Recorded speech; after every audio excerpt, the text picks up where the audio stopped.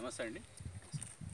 ఈ మోతే గ్రామంలో మనము సీఎం రెసిడెన్స్ అంటే ముఖ్యమంత్రి రెసిడెన్స్ కింద వచ్చినటువంటి మోతే గ్రామంలో డ్రిప్ పరుచుకున్నటువంటి మన రైతు రాజేందర్ గారి యొక్క ఆయన అనుభవాలు ఈ డ్రిప్ పరికరాల గురించి ఎట్లా వాడుతున్నారు ఆయన యొక్క పొలంలో మనం ఈరోజు ఈ పొలంకి రావడం జరిగింది.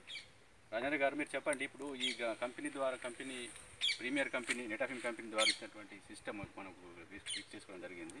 మీరు ఈ డ్రిప్ వాడడం వల్ల, మీరు ఇంతకుముందు డ్రిప్ లేకపోవడం వల్ల ఉన్నటువంటి మీ యొక్క అనుభవాల్ని మాతో షేర్ చేసుకుంటారని చెప్పేసి మేము అడుగుతున్నాము. అంటే చెప్పండి, మీకు ఇప్పుడు ఈ పసుపులో మనకు డ్రిప్ ఇవ్వడం జరిగింది కాబట్టి, అయితే ప్రస్తుతానికి పసుపు పంట అనేది తీసేసిన తర్వాత రాజేంద్ర గారు ఇప్పుడు ఈ సజ్జాకు ఎర్రజొన్నలకు పరుచుకోవడం జరిగింది. ఆయన యొక్క అనుభవాలు, ఆయన యొక్క ఈ డ్రిప్ మీద అనుభవాల గురించి చెప్తాడు. చెప్పండి రాజేంద్ర గారు. నా పేరు రాజేందర్, గ్రామం మోతే, మండల్ వెల్పూర్. చెప్పండి. అయితే దీంట్లో మీరు ఎంత భూమికి మీకు ఈ గవర్నమెంట్ ద్వారా డ్రిప్ ఇవ్వడం జరిగింది అనేది చెప్పండి. మాకు ఉన్న ల్యాండ్ మొత్తంకు సీఎం మొత్తం చేసిండు. మొత్తం రైతుకు డ్రిప్పు. అచ్చా. అంటే ఇప్పుడు మీకు ఎంత భూమి ఉన్నది దీంట్లో? మీకు ఈరోజు చేసినటువంటి దీంట్లో హెక్టార్ ఉంది సార్. హెక్టార్ అంటే 2.5 ఎకరాలకు మీకు డ్రిప్ ఇవ్వడం జరిగింది. అయితే మీరు చెప్పండి, ఇప్పుడు మీకు డ్రిప్ ఇవ్వకముందు మీకు ఎట్లా ఈ పంట అనేది దిగుబడి వస్తుండే, ఇప్పుడు డ్రిప్ ఇచ్చిన తర్వాత ఎట్లా పంట అనేది దిగుబడి వస్తుంది? మీరు ఇంతకుముందు పోయిన అటువంటి ఇప్పుడు లాస్ట్ పసుపు తీసిరు కదా, దాన్ని కూడా అనుభవం కూడా మీరు చెప్పండి ఒకసారి మా రైతాంగానికి. డ్రిప్తోని మాకు వాటర్ సేవ్ అవుతుంది సార్. వాటర్ అనేది తక్కువ వాటర్ సేవ్ అవుతుంది, ఎక్కువ పారకం పారుతుంది.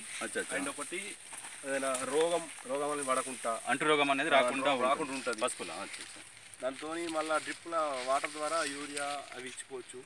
వేరే కూడా మన మందులు అలా యూరియా వాటర్ కలిపించేటి మనం లేబర్ కూడా ప్రాబ్లం లేకుండా పైపులు ఇచ్చేస్తాం. అంటే ఎరువులు కూడా మనం డ్రిప్ ద్వారా మనం మొక్కలకు పంటకు అందించవచ్చు. అంటే ఈ మొక్కలకు మనం ఎరువులు అనేది డ్రిప్ ద్వారా ఇవ్వడం వల్ల మీకు ఏమన్నా తక్కువ మోతాదు పెరుగుతుందా, తగ్గుతుందా?